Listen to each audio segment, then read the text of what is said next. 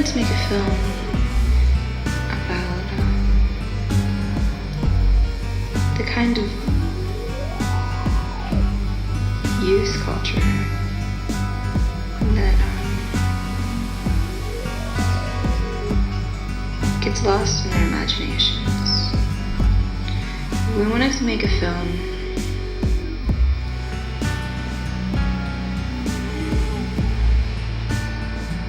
where the sort of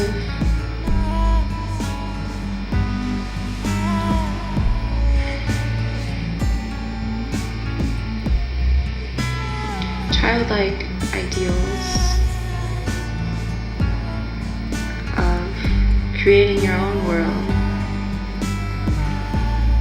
was something completely valid and beautiful and necessary.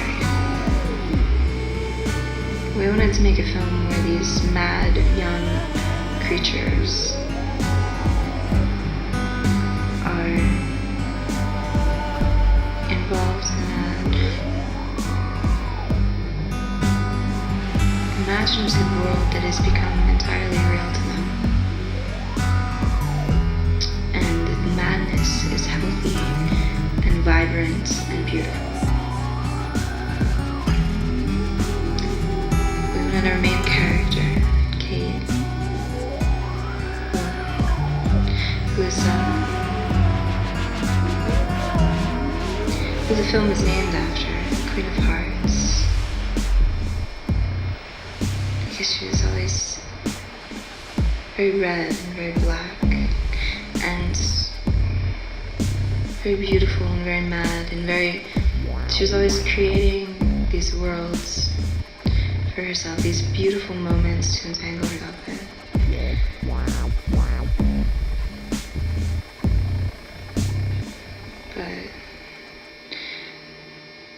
But we used tinfoil and cardboard for the stars. That we never should have done that. She should have been out here with sheet metal, industrial supplies. She should have been welding, and the stars should have been enormous and dangerous and hard.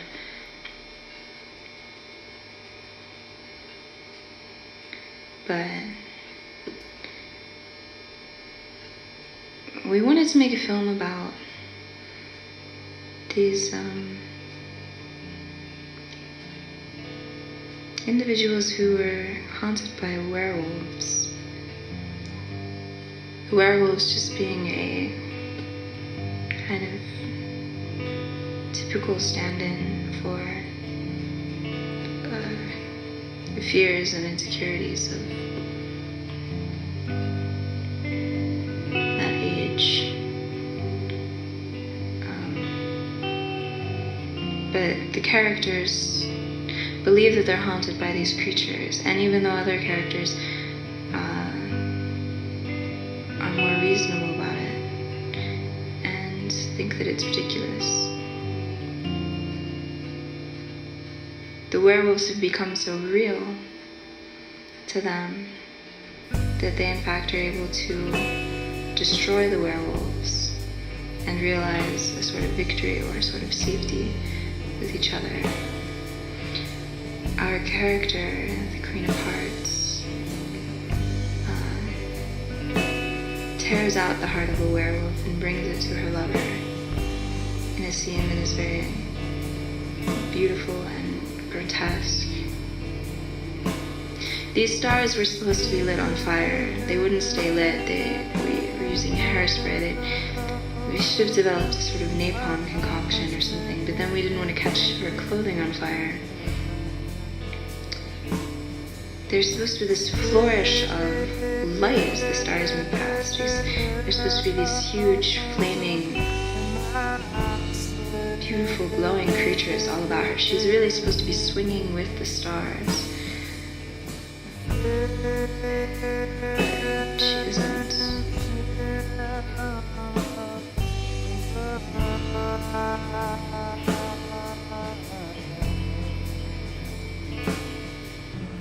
You have ideas in your head of those perfect images, and things don't ever really turn out the way you want them to.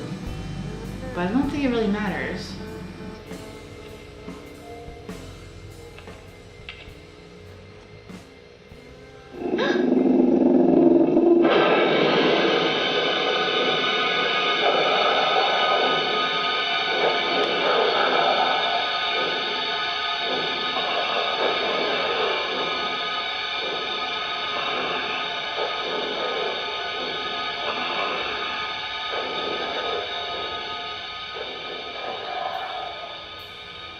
Many scenes for the film we never ended up shooting. We left the basic story with a lot of gaps. A lot of the characters were only partially represented. I suppose it's because of my own sort of selfish attachment to the original work that I feel the need to narrate a few bits and pieces here and there. To begin with, Brian, the main male character, also the character most haunted by the werewolves, is, he's a young, about high school age boy, very sensitive and shy. And he has these huge scars on his upper arm, which, although seemingly self-inflicted, are in fact the work of these beasts, which sort of follow him throughout his life, mimicking the dramatic turmoil between him and his friends and his family members. In the very beginning of the film, Brian is living with his older brother Joe, who is probably the most eccentric and also the most abusive of all the characters. Joe sort of plays into the kind of fantasy that they all create for one another by forming for himself a sort of character of a very decadent 19th century French poet, very severe and kind of overly dramatic.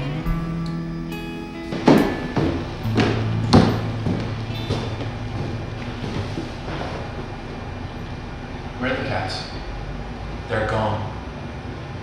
What did you do? I cleaned. You slept all day. And I cleaned.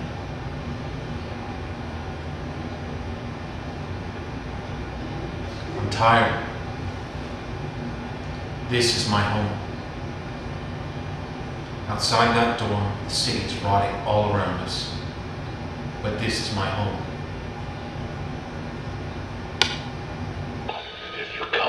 Closer, I will rip you to shreds.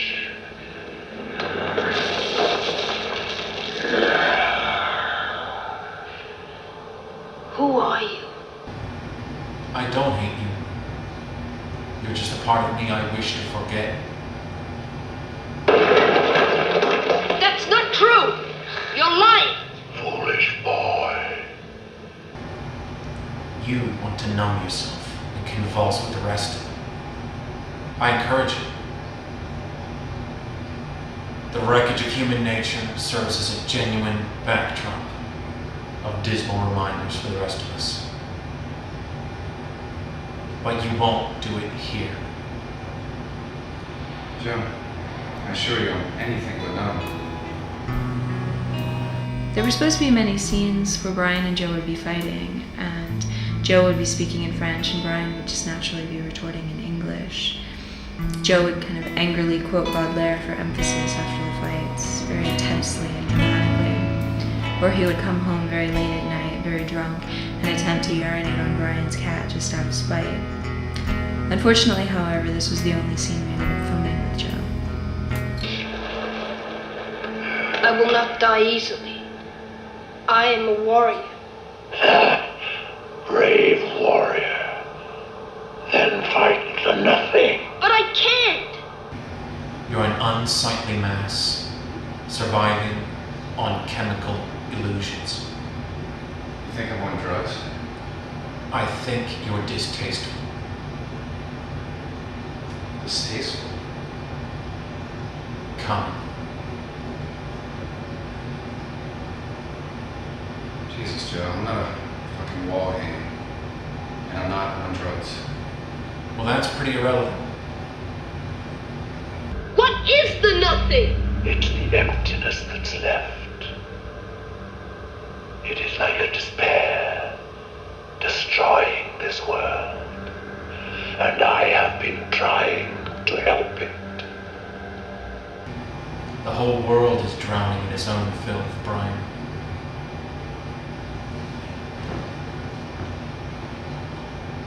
I know. Everyone makes the choice. You either walk through it or die beneath it. You look beyond it or ignore it. To some, it's all the same.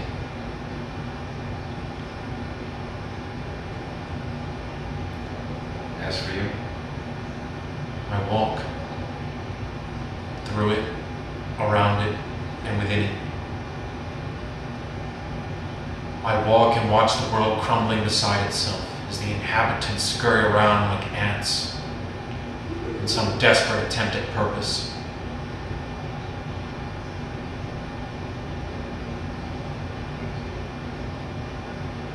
I walk, but only with myself.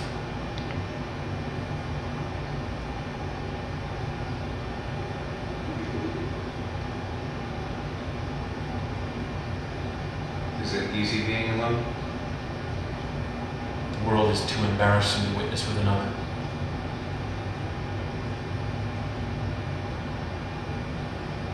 I'm sorry you were born. I really am.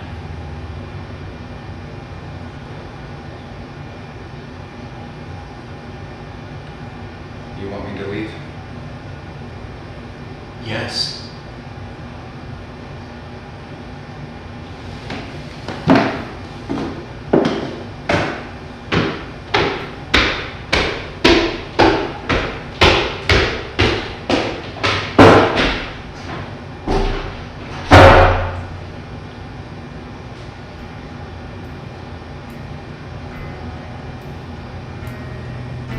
Fairy tales. Don't believe in them. Obviously, because they're fairy tales. So like with most teen movies, we were attempting to sort of idealize this kind of teenage life where the kids are very cool and they get very dressed up and do lots of drugs and act very adult. Only of course it's kind of ridiculous and overly dramatic. But these are the three main characters. There's Brian, who was already introduced, and then his two best friends, Caitlin and Andrew. God, it still can't be wasted. Well, you know, the eyes of a visionary are never closed. Never poetic, perhaps, but still isn't fault. They all are. You got that right. Hey, you know where he keeps his absinthe? Don't start that again. Well, you know, when life gives you lemons, you... Andrew, life is lemons, and lemonade tastes like this. True enough. So Brian was my character and his love interest in the film, and basically he's perfect. He's beautiful, and he's got beautiful scars and werewolf scars on his arms, and he's very sparkly eyes, and The character Brian. Didn't really relate to him too much. He was too complex or sensitive, I guess. Since I'm really slow and Cro-Maggish. And like I said before, when he was very, sensitive, pretty, loved people. It's totally not me. So I totally had to act and felt very awkward. I'd be better in a horror movie. I'd be the big tough mean guy. I can relate to that. Because that's not who I am, actually. I don't know, maybe I did relate to the character too much, but I'm not able to because I'm so locked up inside here. Because in reality, I am sensitive. Like that character, Brian, I guess. I don't know. Being 23 now, he was more how I was when I was 16. If I did the film when I was 16, I would have played it perfectly. Because it would have been me, but no. Things get fucked up and lots of drinking. Yeah.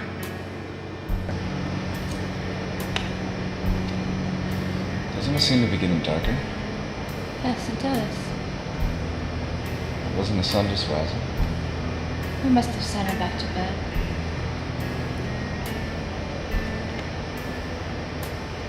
Much so. can I look over there? Or do you want me to look at you? Or can I just look at you and not the camera? I don't know, it just seemed like a whole inspired mood. I know it inspired me to just be creative and next question.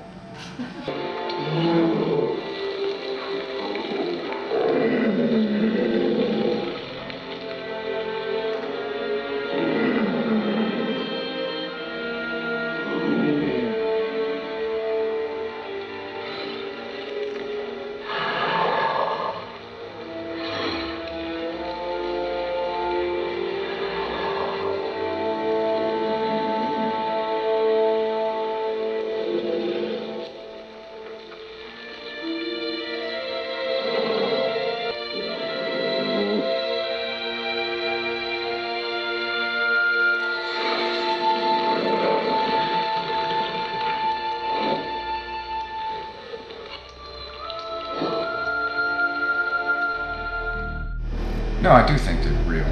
'Cause I've seen some pretty things that I can't explain. Do you want to talk about those? Okay, yeah. Let me give an example of a story. But anyway, we're going in the back and walking up onto the deck and going through the back door. And we both had this weird feeling like the hairs stand up on the back of our neck.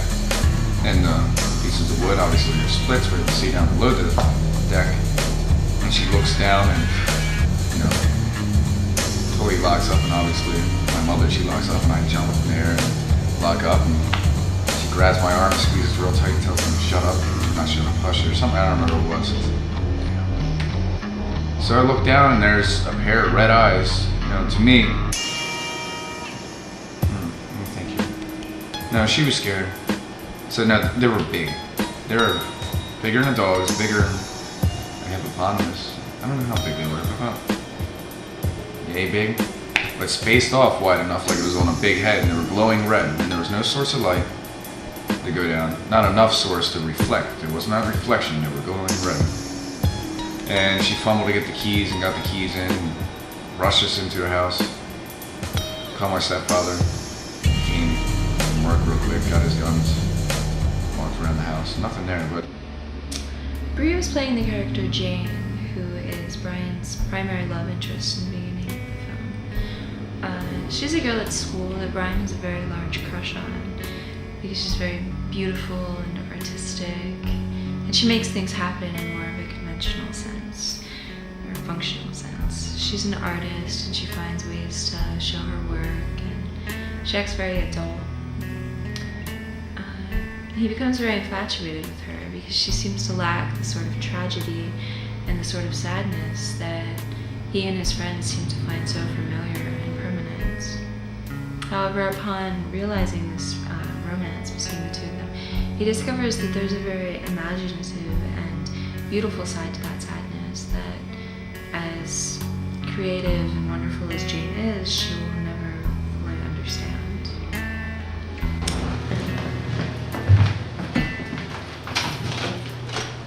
Hey, I was just thinking about you.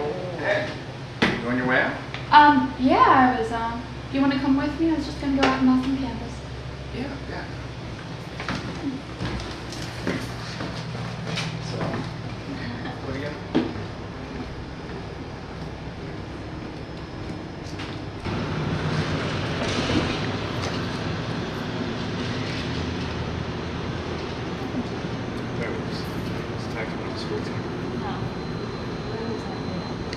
They aren't my files.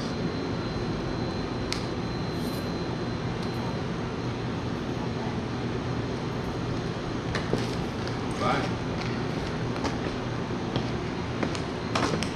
On Halloween in 1999, I painted my face in Tekla's bathroom using everything she had. I wanted to be like Oshusi the hunter. We chewed up mushrooms later in the copycat and people gathered. It was an infamous crew.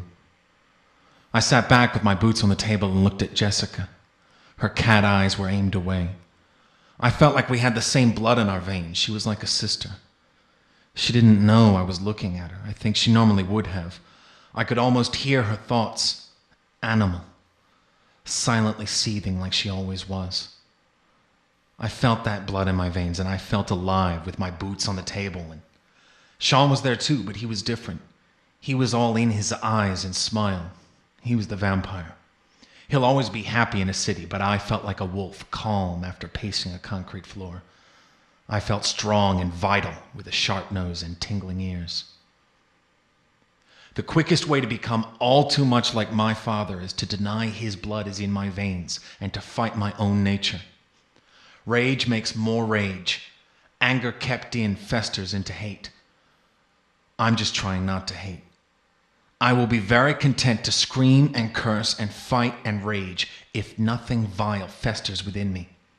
Content or not, I'll have to rage against myself until I've torn out all the hate, until only a seed of death remains. Something vile remains in the stomach, which is why we twist and convulse when we change. Something horrible brings us to our knees and then to the ground, curled up like a dying child. It is the new body that rises up again. The new body is alive and vital, but carries within it still that vile seed. Always in the end, when we find ourselves quivering on the ground again, that seed is the essence of the life that is our gift. The soul wants to live and must change its shape to engage itself in this struggle. It's like a curse, and it's ours to keep. I chose to be here, and I'll carry on, even as the cruel whim of the moon seems to pull the skin from my body and bend my bones into new growth. It's unescapable.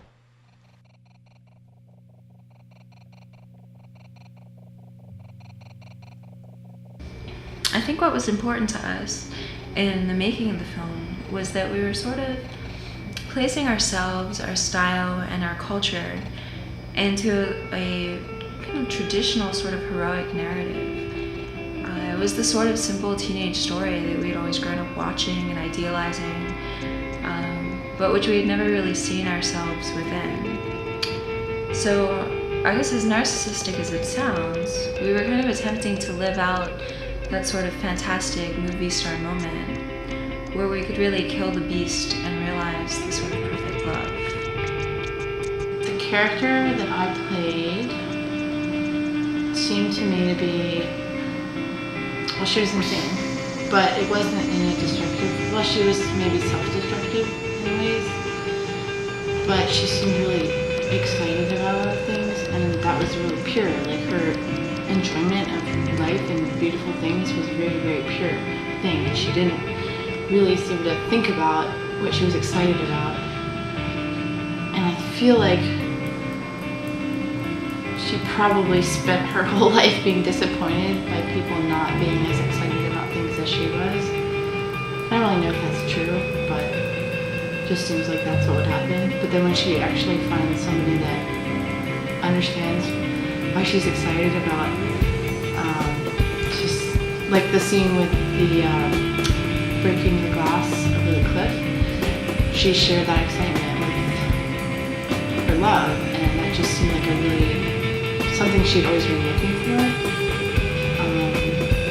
So in that way, it's sort of like your traditional love story, kind of like always looking and longing for this one person or this one thing, and finally finding it. And it's kind of like really happy and traditional in that way.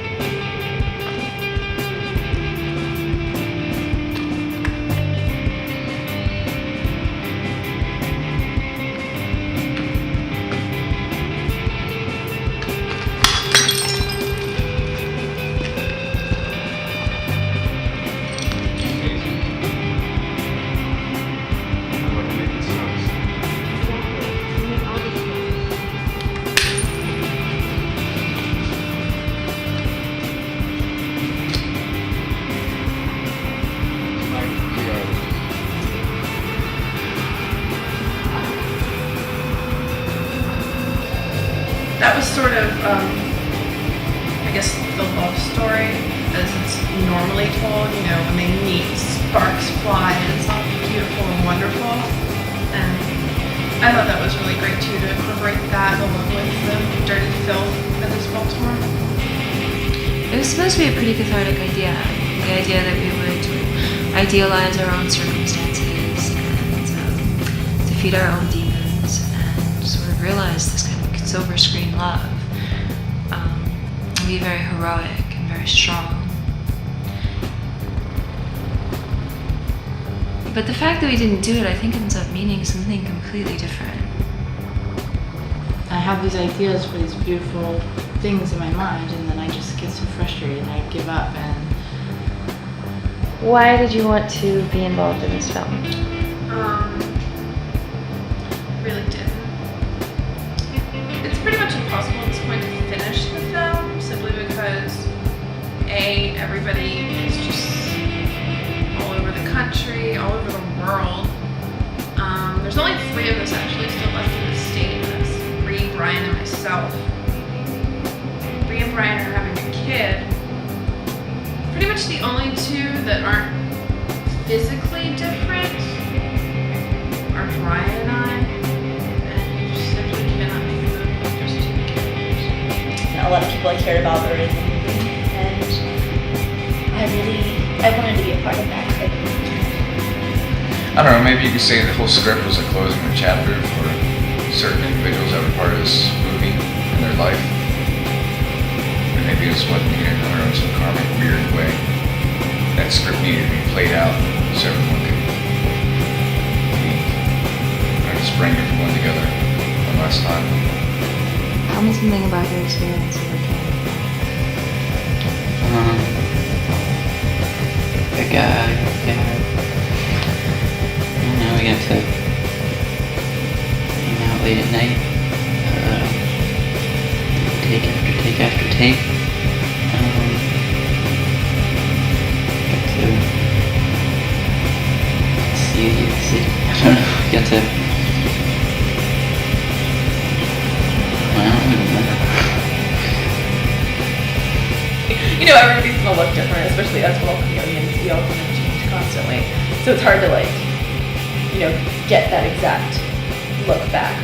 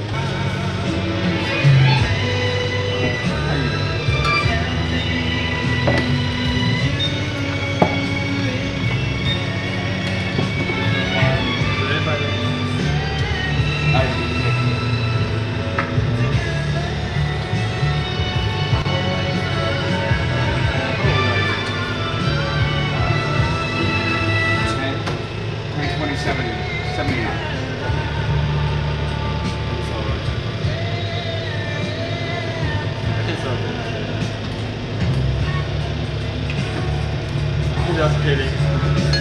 What? Just kidding. 10:05. Dude, shut up with that thing.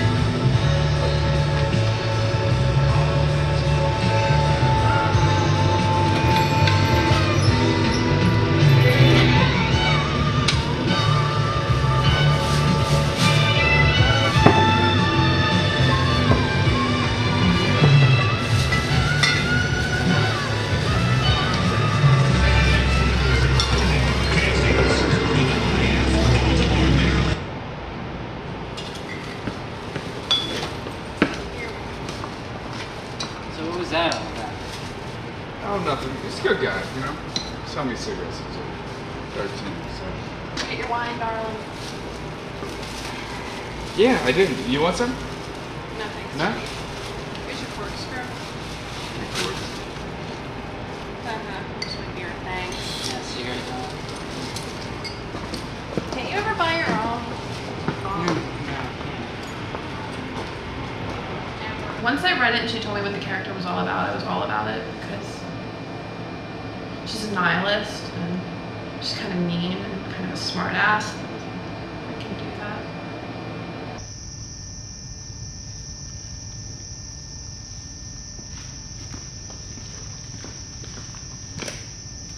So, how do you guys feel about honest? What? I mean, do you think it matters? All that matters is what you accomplish. Besides, people are disgusting. They don't deserve the truth. Well, how do you feel about trust? It has nothing to do with honesty. When you trust someone's intentions, that they won't cause you harm, sometimes the truth hurts. Indeed. I'll take the fairy tale. Well, maybe sometimes things are supposed to lie to protect themselves. You know? Not just you. I can believe anything I say. Doesn't that make it truth? Doesn't matter. You know, sometimes I wonder how good people live. I mean, what really matters to them? Truth, honesty, kindness. I think they call it morality. They're just bored and want something to matter. Well, it just matters to them because they're told that it should. They can't think for themselves. They don't question anything. I'm sure there are things that people should believe in, but good people have no idea what they are. Well, what if everything I ever told you was a lie? Would you feel betrayed? I think you were one creative fuck-up. I'd only feel betrayed if I thought I knew you. But you're a labyrinth. I mean, real ones always are.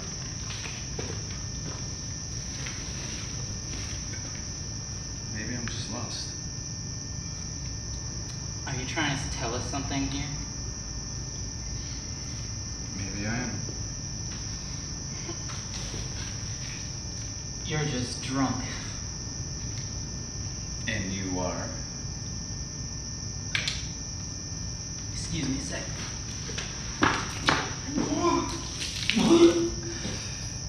Love it. Fascinating. I'm the alleged drunk, and he's the one with every tasting as you. Luckily, it's one of the few things that tastes the same coming up as it does going down.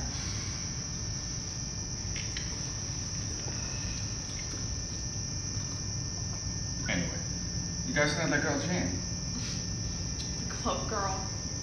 No, she's not a club girl. She throws raves just to pay for the art shows. Is she a good person, Brian?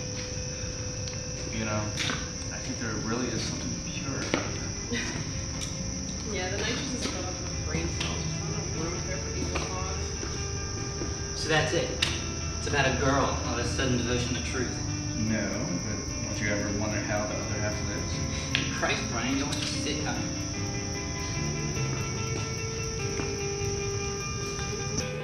Did you enjoy working on the film? Yeah, it's alright. Do you have anything to say about werewolves? Don't think so. Have you ever seen a werewolf? No. Do you think they're real? What would you do if you were a werewolf? I don't know.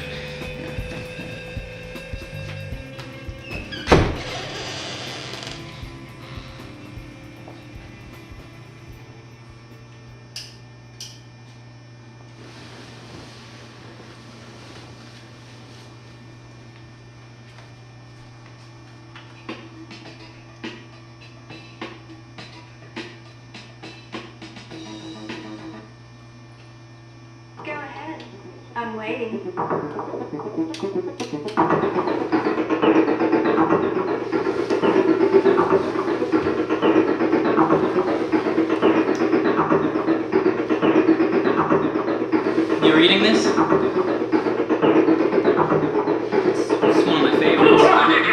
It's not quite the fall, but it's perfect nonetheless. God. I want to die.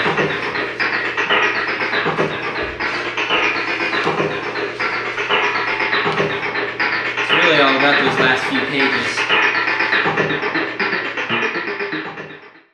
The way that we're raised off of cinema kind of puts like an unnatural spin on love, because not everything goes choreographed just the way it's supposed to. So this movie is interesting to me because it is like a kind of modern fairy tale, and like I think every little girl in our entire generation grew up with that as their like ideal and as their like basis for comparison, and which is very unfortunate because it's led to a lot of disappointment in my life and the lives of the people around me. But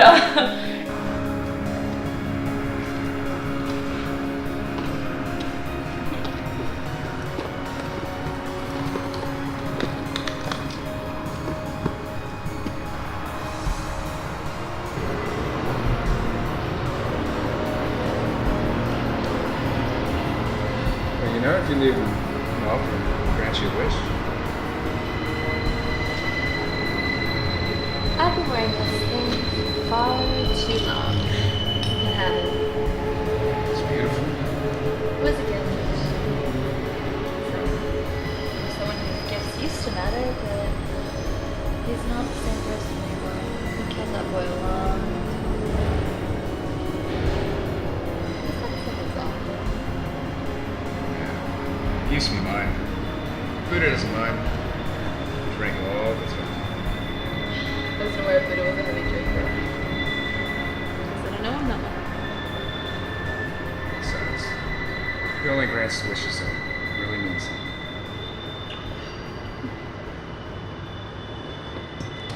Thanks for walking me home. Is this home? So, Other side of town. Yeah, it's a small town.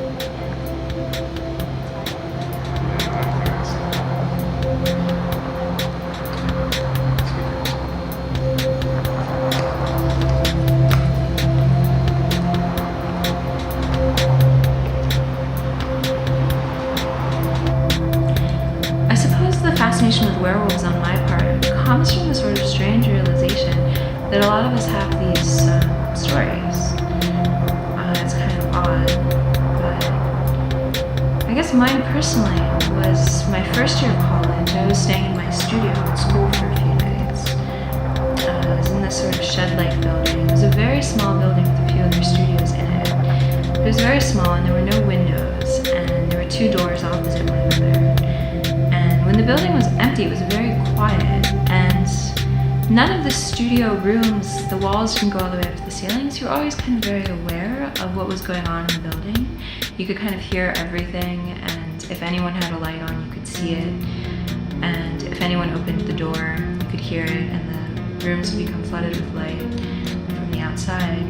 And it was one morning, I'd kind of woken up a little bit before I had to go to class, and I was just laying in bed, and I just started hearing these crazy noises, like this, it sounded like a very large beast-like sort of wild animal, and it was very loud, and it was very angry, and it was just tearing the shit out of the studios. I mean, you could just hear it. It was going nuts, and it was loud enough and frightening enough that I remember having the thought, you know, I can't go to class. I can't even open my door, or this thing will know that I'm here. So I just laid there very quietly and listened to it, probably for about half an hour, you know. And eventually, another classmate of mine opened the door to the outside to come in. And he kind of opened the door and all this light poured in, and he said something, so I knew who it was. And he closed the door behind him.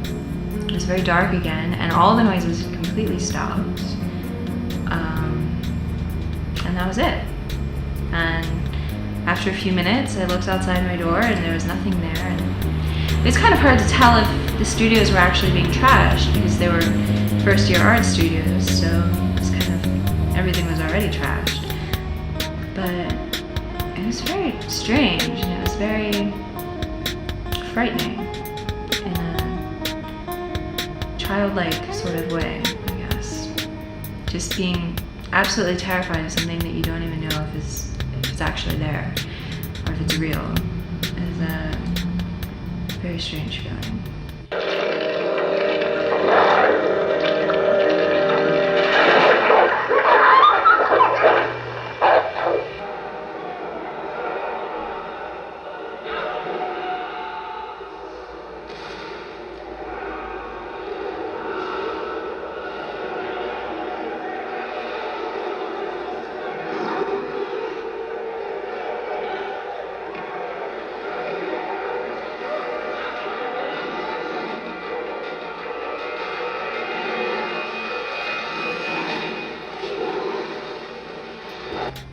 After Brian's kicked out of the house by his older brother Joe, he goes to live with his friend Andrew.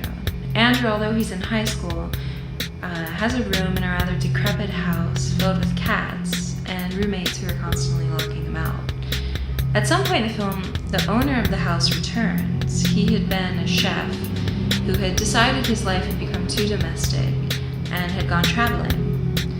Upon returning, he finds that these children have kind of taken over his house, but he seems relatively unfazed about the whole situation and insists that the children stay because they're simply not eating properly.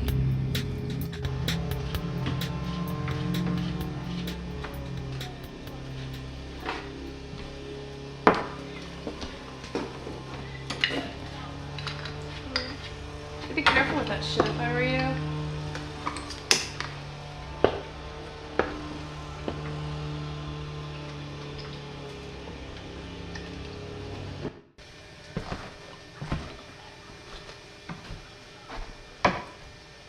Good morning, sweetheart. Is it still morning? Hardly. What's this? Your lunch. I made you guys lunch for school. I knocked on your door, but nobody answered. What were you, dead? Yeah, I'm sorry about that. There's no school today. What are you talking about, no school? Well, it's one of those major holidays. I'm not too sure which one, but... So what the hell are you gonna do? I was thinking about seeing a friend. Well, you look just lovely. Girlfriend? Hey, drink this tea. What is this stuff?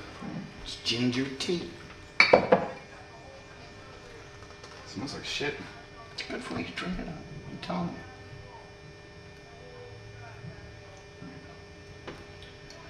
Leroy, you been smoking crack again? What the hell does it matter? I'm drinking the tea. It's the tea. It's holistic. Ginger tea. It's like medicine. Drink the tea. Maybe so, but you could do for a little bit of sleep. Here, just drink the tea, boy. Well, I'll see you later. Hey, wait a minute. What about your lunch? Take your lunch. Save it for tomorrow. Tomorrow?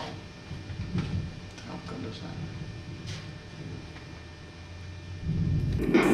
My friends are hanging out at a party, and there's just the band. We're all in a band, and we're outside smoking, and we just started drinking. We weren't drunk, no drugs involved, blah, blah, blah. We're sitting there talking, whatever.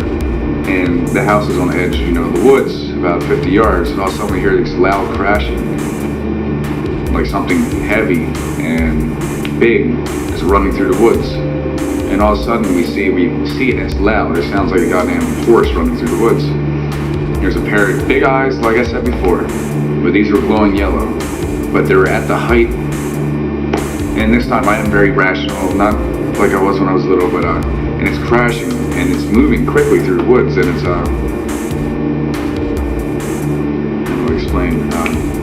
The way the eyes were set, again, it looked like it was something big. The eyes were large, and you could see it was moving its head this way as it was crashing through the woods, and it was up there, so it was at a reasonable height. It wasn't down below like it could be a dog or anything else, or a damn monkey in Elgin City swinging, or an owl or anything else, but you could see as it's running, and it's moving quickly, and we all froze, and obviously whatever, but it's moving quickly, and you can see like the head moving like this, and the eyes disappear and come out as it's scanning, running through the woods, and then it just crashed and went deeper into the woods and disappeared, and Obviously, we ran in and locked the door and talked about that, and were scared for a good bit until we got drunk, and then we forgot about the Wolfman.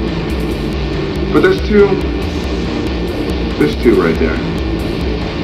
And then I've had a few experiences. Maybe I'm hunted by werewolves. Is it real? Maybe I like to think I'm some kind of special something, and they have to kill me or hunt me or protect me. I don't know. It depends. Make a movie out of that too, because I'm the chosen one. It's a figment of, insecurity.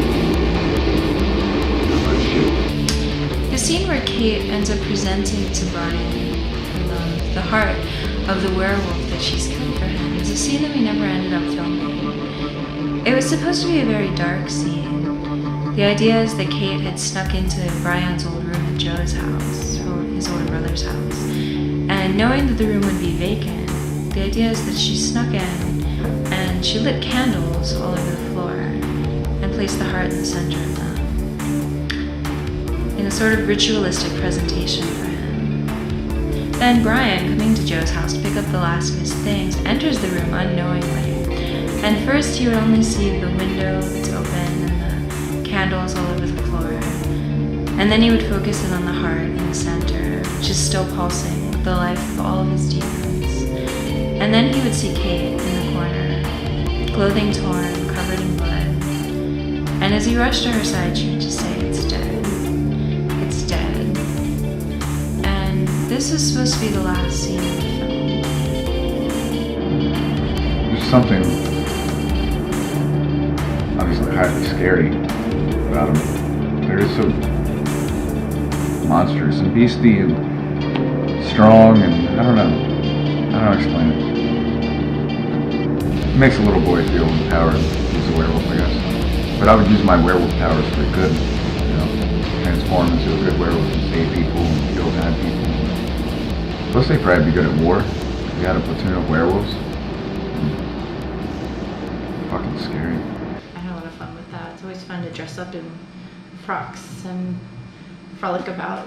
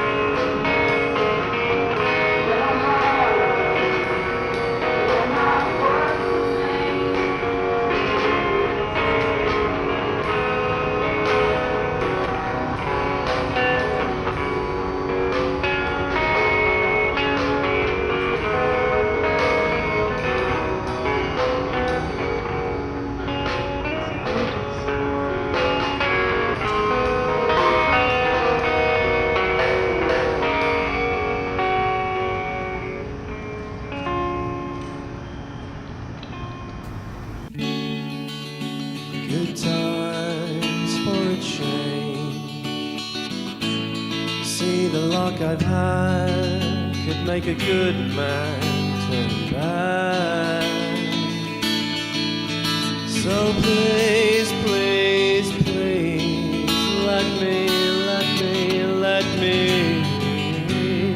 let me get what I want this time.